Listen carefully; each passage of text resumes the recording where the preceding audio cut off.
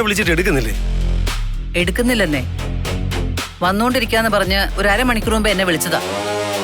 അല്ലേലും ഒരു കാര്യത്തിന് വിളിച്ച സമയത്തിന് വരുന്ന ശീലം പണ്ടേ അവനില്ലല്ലോ. സ്റ്റീഫ, അവന്റെ മേലോട്ട് കയറാനല്ല നമ്മൾ ഇന്നിവിടെ കൂടിയേക്കുന്നത്. അത് ഓർമ്മ വെച്ചോണം.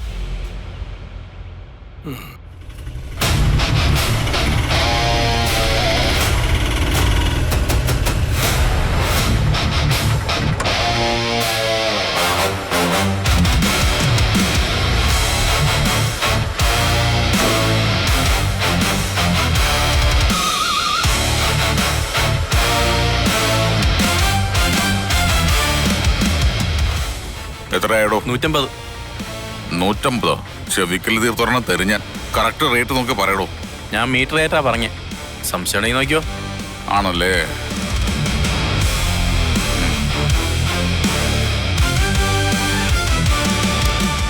ഇത് 100 രൂപയല്ലേ ഉള്ളൂ. പുളിക്കൽ തറവാട്ടിലേക്ക് 100-ന്റെ ഓട്ടം മതി.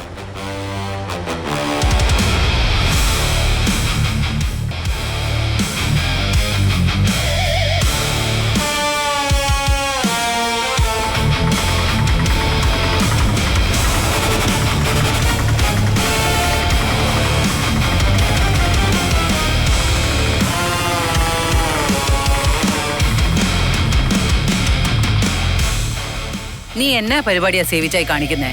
എപ്പ വരാൻ പറഞ്ഞതാ? ചേട്ടായി ആകെ ദേഷ്യത്തിൽ അകത്തിരിപ്പുണ്ട്.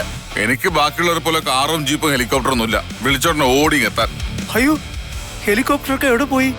ഞങ്ങൾക്ക് തന്നതുപോലെ തന്നെ അപ്പച്ചൻ നിനക്ക് ഒരെണ്ണം വാങ്ങിച്ചു തന്നായിരുന്നല്ലോ. അത് കാക്ക ഊത്തിക്കൊണ്ടുപോയോ? കാക്കയല്ല, അപ്പച്ചൻ മരിച്ചപ്പോ അതും കൂടെ കൊണ്ടുപോയി. സ്വർഗത്തിലോട്ട് എത്തണ്ടേ? വേറെ വഴിയൊന്നുമില്ലായിരുന്നു. അപ്പനെ പറയ. എന്റെ അപ്പനല്ലേ, എനിക്ക് തോന്നിയത് ഞാൻ പറയും. നീ പോടാ. രണ്ടുപേരും നിർത്താവോ? കണ്ണി കണ്ട വഴക്കുണ്ടാക്കാനായിട്ട്. ഇന്ന് വിളിച്ചു വരുത്തിയതേ നിനക്കൊന്നും വഴക്കുണ്ടാക്കാൻ വേണ്ടിയൊന്നും അല്ല. പറഞ്ഞത് മനസ്സിലായല്ലോ?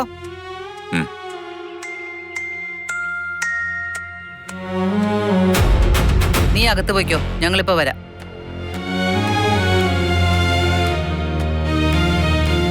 എന്തുവാ സേവിച്ച ഇത്? അവരെന്നെ കാണുമ്പോ അല്ലേലും ഒരു ചൊറിയുള്ളതാ.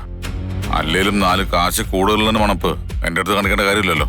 ഒന്നുമല്ലേലും നിന്റെ മൂത്തതല്ലേ, അതിന്റെ ഒരു ബഹുമാനം വേണ്ടേ സേവിച്ച? മൂത്തവന്റെ നിലക്ക് നിൽക്കണം. ആ, അത് പോട്ടെ. എല്ലാരും എത്തിയോ? എല്ലാരും അകത്തുണ്ട്. എൽസമ്മ ചേച്ചിയോ? അവള് ചെങ്ങന്നൂർ ഒരു ബൈബിൾ കൺവെൻഷന് പോയേക്കുവാ. ഒരു 2 ദിവസം കൊണ്ട് കാണുന്ന. ഇന്നലെ രാത്രി വിളിച്ചപ്പോ പറഞ്ഞേ. അത് കൊള്ളാം. ചേച്ചിയുടെ കാര്യത്തിന് വേണ്ടി എല്ലാവരുടെ കൂടുമ്പോ പുള്ളിക്കാരും കൂടെ വേണ്ടതല്ലേ?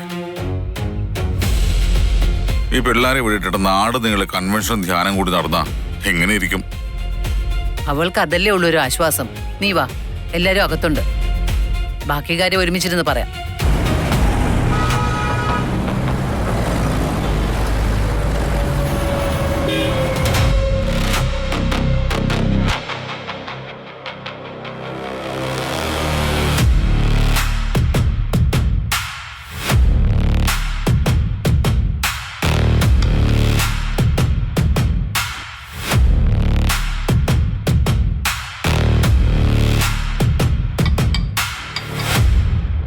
എൽസമ്മ എപ്പോ വരുമെന്നാ പറഞ്ഞേ? മമ്മി നാളത്തെ കഴിഞ്ഞ് വരുമെന്നാ പറഞ്ഞേ. വിളിക്കാനൊക്കെ പറ്റുമോ ഇപ്പോ? ആ, രാത്രി മാത്രം. എൽസയും ടോജോ ഒക്കെ എന്തേ? അപ്പുറത്തുണ്ട്. നിങ്ങള് എന്തേലും കഴിച്ചായിരുന്നോ? ആ, റീത്ത മാൻറ്റി കൊണ്ടുവന്നായിരുന്നു. നീ എന്താ കഴിഞ്ഞ ദിവസം റീത്തയുടെ കൂടെ നിന്റെ അപ്പന്റെ വീട്ടിൽ പോവാഞ്ഞേ? ക്ലാസ് ഉണ്ടായിരുന്നു, പിന്നെ പരീക്ഷയും. ഓ, നിന്റെ അപ്പനേക്കാളൊക്കെ വലുത് നിനക്ക് ക്ലാസ് ആണോ? നിനക്കും വലിയ കണക്ഷൻ ഇല്ലായോ സ്റ്റാൻലി ആയിട്ട്? വിളിയും പറച്ചിലൊന്നും ഇല്ലേ?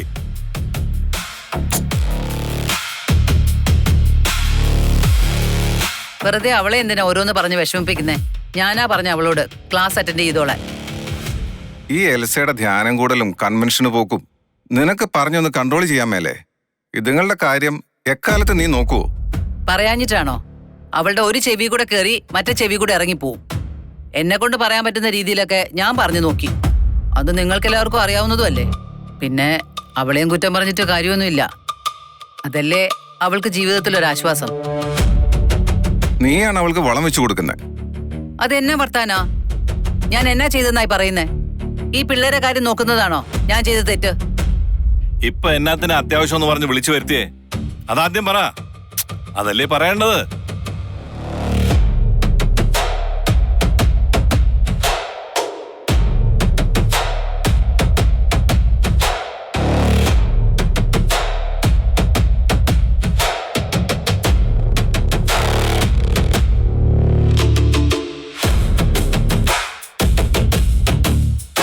സ്റ്റാൻലി ഒരു പെണ്ണിനെ കൊണ്ടുവന്ന് താമസിപ്പിച്ചിട്ടുണ്ട് അവന്റെ വീട്ടിൽ കൊളത്തുപുഴയിൽ.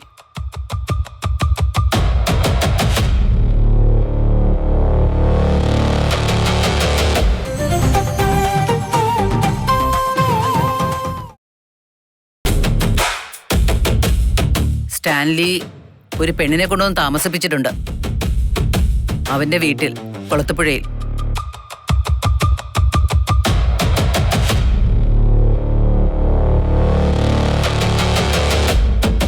പെണ്ണോ? ഏത് പെണ്ണോ? എന്തിന്? അതാണ് പ്രശ്നം. സ്റ്റാൻലി പറയുന്നത് അത് അയാളുടെ മോളാണെന്നാ.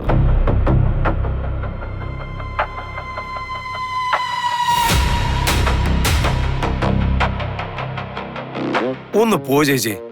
ചേച്ചിയോട് ആര് പറഞ്ഞു? അവിടുന്ന് ആ പൗലോസും ബൈജുവും കൂടെ ആദ്യം എന്നെ വിളിച്ചു പറഞ്ഞപ്പോ എനിക്ക് വിശ്വാസമില്ലായിരുന്നു. ഇത് എന്നാ സംഭവം എന്നറിയാനാ ഞാൻ ഇന്നലെ കൊളത്തുപുഴയ്ക്ക് തെരസയും കൂട്ടി പോയത്. എന്നിട്ടെന്നാ അവിടെ ചെന്ന് നോക്കുമ്പോ അവിടെ റൂമൊക്കെ പുതുക്കി ഒരുക്കി കൊടുത്തേക്കുക ആ പെണ്ണിന്. ഒരു 23-25 വയസ്സ് കാണും. സ്റ്റാൻലി അടുത്ത് ചോദിച്ചില്ലേ? അയാളോട് ചോദിക്കാതെയും സംസാരിക്കാതെയും ഞാൻ വരുമെന്ന് നിങ്ങൾക്ക് തോന്നുന്നുണ്ടോ?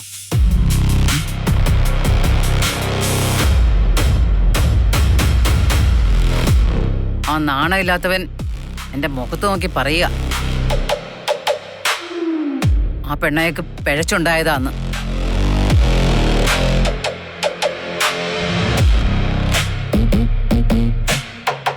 അയാൾക്ക് കല്യാണത്തിന് മുമ്പ് ഏതോ ഒരുത്തിലുണ്ടായതാണെന്ന് ഒരു ഉളുപ്പുമില്ലാതെ പറഞ്ഞിരിക്കുന്നു.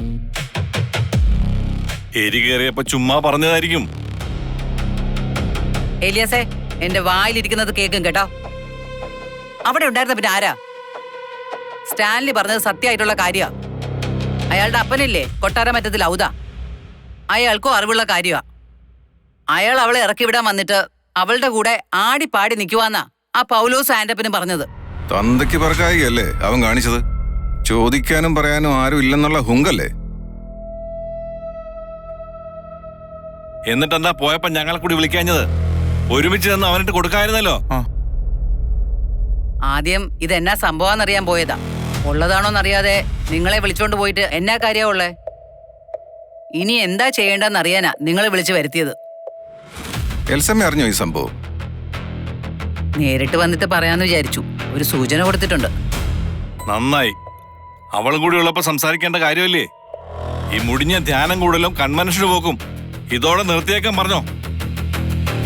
ഞാൻ മാത്രമല്ലല്ലോ അവൾക്കുള്ളത്. നിങ്ങളൊക്കെ അവളുടെ ആരാ? പറഞ്ഞ് സമ്മതിപ്പിക്ക്. ഞാൻ മാത്രം നാഴികയ്ക്ക് 40 വട്ടം പറഞ്ഞാ മതിയോ? ഛേ, ഇതൊരുമാതിരി നാണം കെട്ട കേസായി പോയല്ലോ.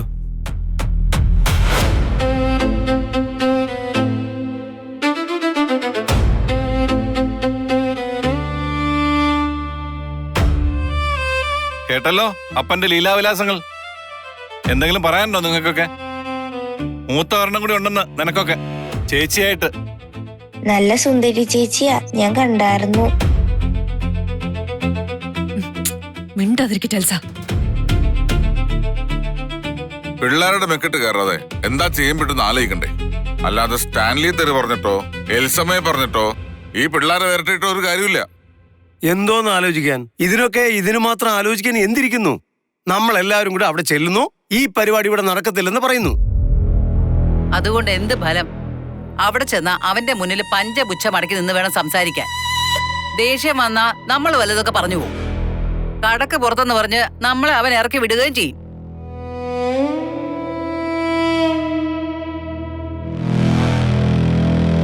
ഞാൻ ചെന്ന് സംസാരിച്ചപ്പോ എന്നെ പറഞ്ഞതൊന്നും നിങ്ങളാരും കേട്ടില്ലല്ലോ. കേട്ടാൽ എന്ത് കാര്യം? ഇത്രയും കാലത്തിനിടയ്ക്ക് അവന്റെ നേരെ നിന്ന് 4 വർത്താനം പറയാനുള്ള ചുണ നിങ്ങൾക്ക് 4 പേർക്കും ഉണ്ടായിട്ടില്ലല്ലോ. അതെന്നെ അങ്ങനെ പറയുന്നേ? ഞങ്ങൾ ഇതിനു മുന്നേ സംസാരിച്ചിട്ടില്ലേ? ഞങ്ങൾക്ക് ചുണയില്ലഞ്ഞിട്ടാണെന്നാണോ വിചാരിച്ചു വെച്ചിരിക്കുന്നത്? മനുഷ്യനോട് സംസാരിക്കുന്നതിന് കുഴപ്പമില്ല. പട്ടിയെ കൂടെ കയറ്റിയിരുത്തി നമ്മളോട് സംസാരിക്കുന്ന ആ പട്ടിയോട് സംസാരിക്കാൻ താല്പര്യമില്ലാത്തോണ്ടാ. എന്റെ സേവിച്ച ചുമ്മാ ഉരുളല്ലേ നീ? നീ ഓർക്കുന്നില്ലേ റീത്തെ, പണ്ട് പ്രശ്നം ഉണ്ടായപ്പോ അച്ഛയും സ്റ്റീവനും കൂടെ അയാളോട് സംസാരിക്കാൻ പോയത്? കൊല്ലാനും തിന്നാനും മടിക്കാത്ത കുറെ പട്ടികളുടെ ഇടയിൽ ഒരുത്തൻ. സ്റ്റാൻലി ഒന്ന് വിരലിനൊടിച്ച പിന്നെ മനുഷ്യനാണെന്നൊന്നും അതുങ്ങൾക്ക് നോട്ടമില്ല.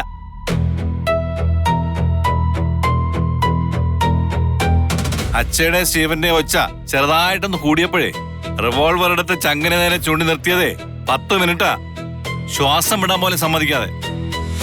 അച്ചായ പേടിച്ച പേടിക്ക് 2 ആഴ്ചയാ പനിച്ചു കിടന്നത്, മറന്നോ നീ? റിവോൾവറൊക്കെ ഞാൻ നോക്കിയാലും എടുക്കാൻ പറ്റും. പക്ഷേ ഞാൻ എടുത്താ പിന്നെ കൊന്നിട്ടേ വരൂ.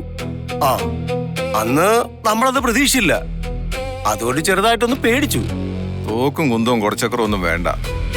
കാണിക്കുന്നത് തെണ്ടിത്തരാന്ന് മാന്യമായ ഭാഷയിൽ അവനോട് പറയണം. ഒരു കാരണവശാലും ഈ കാണിക്കുന്ന പോക്കിരിത്തരം നമ്മൾ സമ്മതിച്ചു കൊടുക്കത്തില്ലെന്ന് ബോധ്യപ്പെടുത്തുകയും വേണം. ഈ മകളെന്നും പറഞ്ഞുകൊണ്ട് വന്നവളെ എവിടെ നിന്ന് കിട്ടിയെന്ന് റീതാമ്മ ചേച്ചി അയാളോട് ചോദിച്ചില്ലേ? ഞാനത് ചോദിക്കാതെ പോരോ സ്റ്റീഫ? ആ, ഞാൻ നേരത്തെ പറഞ്ഞില്ലേ, എൽസമ്മയെ കെട്ടുന്നതിന് മുമ്പ് അവനൊരു ബന്ധം ഉണ്ടായിരുന്നെന്ന്.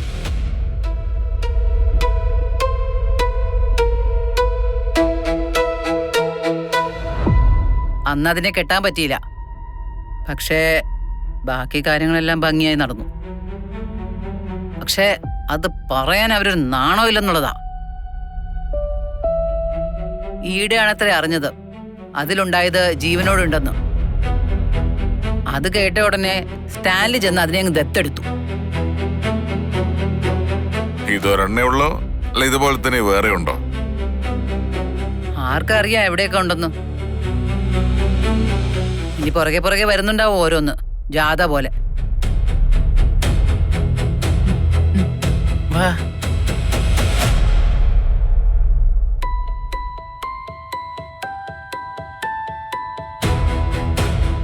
ഇത്രയും കാലം ആ പെണ്ണ് എവിടെയായിരുന്നു? പേറ്റ തള്ളയുണ്ടാവുമല്ലോ, അതെവിടെ പോയി? ആർക്കറിയാം. ഇത്രയും കാലവും അനാഥാലയത്തിലായിരുന്നു എന്നാ അവിടുത്തെ ജോലിക്കാര് പറയുന്നേ. പ്രസവിച്ചവള് മാരണമാണെന്ന് കണ്ട് പണ്ടേ വലിച്ചെറിഞ്ഞതാവും. ആ ജോലിക്കാര് പറയുന്ന കേൾക്കണം.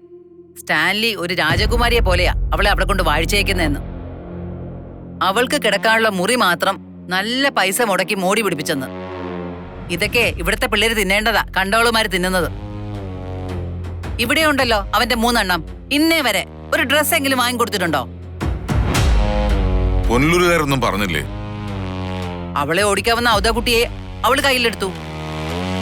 അവളുടെ അപ്പന്റെ സ്വത്താണെന്ന് പറഞ്ഞ് മെക്കിട്ട് കയറില്ല അവളുടെ സ്ഥിരം പണിയെന്നാ പൗലോസും പറഞ്ഞത്. അങ്ങനെയാണ് കാര്യങ്ങളുടെ പോക്കെങ്കിൽ അവസാനം ആ പെണ്ണിന്റെ കയ്യിൽ ഇരിക്കുമല്ലോ ബംഗ്ലാവും തോട്ടമല്ല. സംശയം എന്താ? നമ്മുടെ എൽസമ്മയും പിള്ളേരും വഴിയാതാരാവും. ആ, എഴുതി വെച്ചോ, 100 തരാം.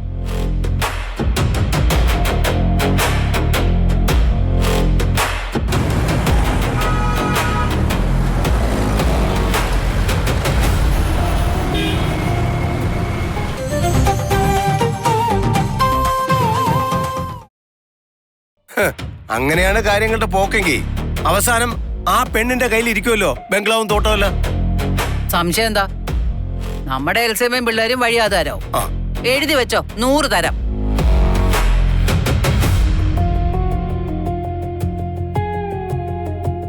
അതുകൊണ്ടാ നിങ്ങളോട് എല്ലാവരോടും അത്യാവശ്യമായിട്ട് വരാൻ പറഞ്ഞത്.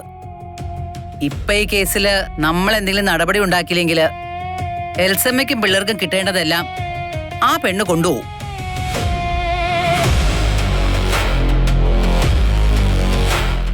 ആ മൂർഖന്റെ അടുത്ത് ഒരു കാര്യം പറഞ്ഞ് സമ്മതിപ്പിക്കാൻ പറ്റത്തില്ല. പിന്നെ ഒരു വഴിയുള്ളത് നമ്മൾ 10-15 പേര് കൂടി അവനെ ചോദ്യം ചെയ്യാന്നുള്ളതാ. പുനലൂരുകാരെ കൂടി വിളിക്കണം. അവതക്കളവന്റെ കാര്യം പോട്ടെ, അയാൾക്ക് ഇനി എത്ര കാലം ഉണ്ടെന്നാ? ബാക്കിയുള്ളവർക്ക് എന്തായാലും സ്റ്റാൻലി കാണിക്കുന്ന ചെറ്റത്തരത്തിന് കൂട്ടി നിൽക്കാൻ പറ്റത്തില്ലല്ലോ. സ്റ്റാൻലി അങ്ങനൊക്കെ പേടിക്കോ? നമ്മൾ 15 പേരല്ല 50 പേരെ കൊണ്ടുപോയാലും അയാൾക്ക് പുല്ലാണെന്നാണ് എന്റെ ഒരു വിശ്വാസം. അത് പണ്ട്. അവൻ നമ്മളോട് സമാധാനം പറയണം, പറയിപ്പിക്കും. പോലീസിൽ അവനെതിരെ പരാതി കൊടുക്കണം. വികാരി അച്ഛൻ്റെ അടുത്ത് ഈ പരാതി അവതരിപ്പിക്കണം. അതുകൂടാതെ രാഷ്ട്രീയക്കാരെയും ഇതിനകത്ത് ഉൾപ്പെടുത്തണം.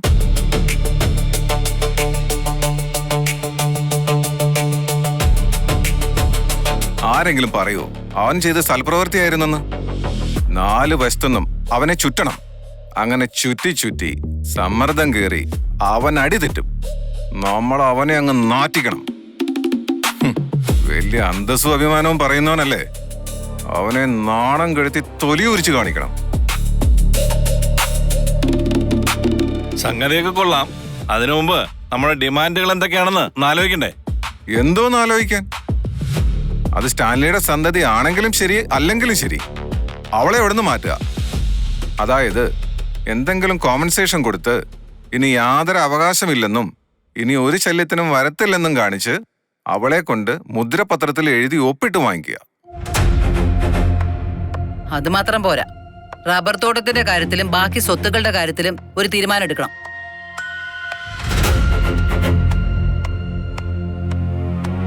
ഉള്ള സ്വത്ത് 5 ഭാഗിച്ച് അതിൽ 4 ഭാഗം എൽസമ്മയുടെയും മക്കളുടെയും പേരിൽ തീരെഴുതി വയ്പ്പിക്കണം.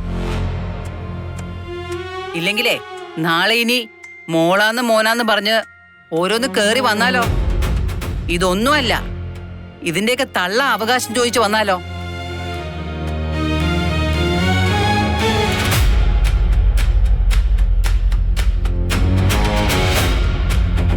പറഞ്ഞ സംഭവങ്ങളൊക്കെ നടത്താൻ നമ്മൾ മാക്സിമം ശ്രമിച്ചിട്ട് സ്റ്റാൻലി ഇതിനൊന്നും സമ്മതിച്ച് തന്നില്ലെങ്കിലോ?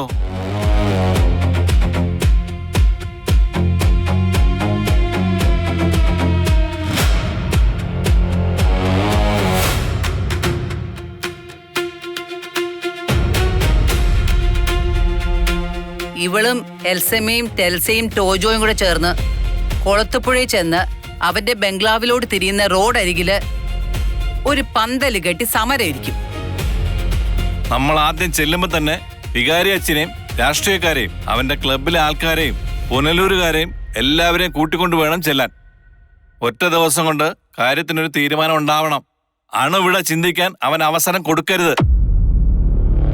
വെറുതെ വച്ചു നീട്ടിയാ ചതഞ്ഞ മട്ടിലായി പോവും. അതാ അതിന്റെ ഒരു ശരി. അവന് ചിന്തിക്കാൻ സമയം കൊടുക്കുന്നതിന് മുമ്പ് തലയിൽ അടി പതിഞ്ഞിരിക്കണം. നിനക്ക് എന്നതെങ്കിലും പറയാനുണ്ടോടി?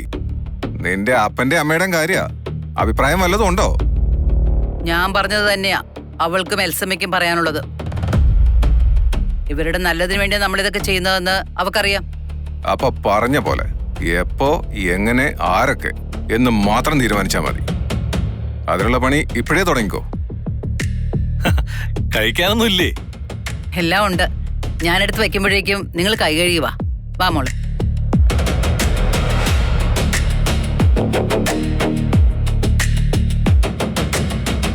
അവനിട്ട് പണി കൊടുക്കാനുള്ള ഒരു ഗോൾഡൻ ചാൻസാ. വിട്ട് കളയരുതാരും.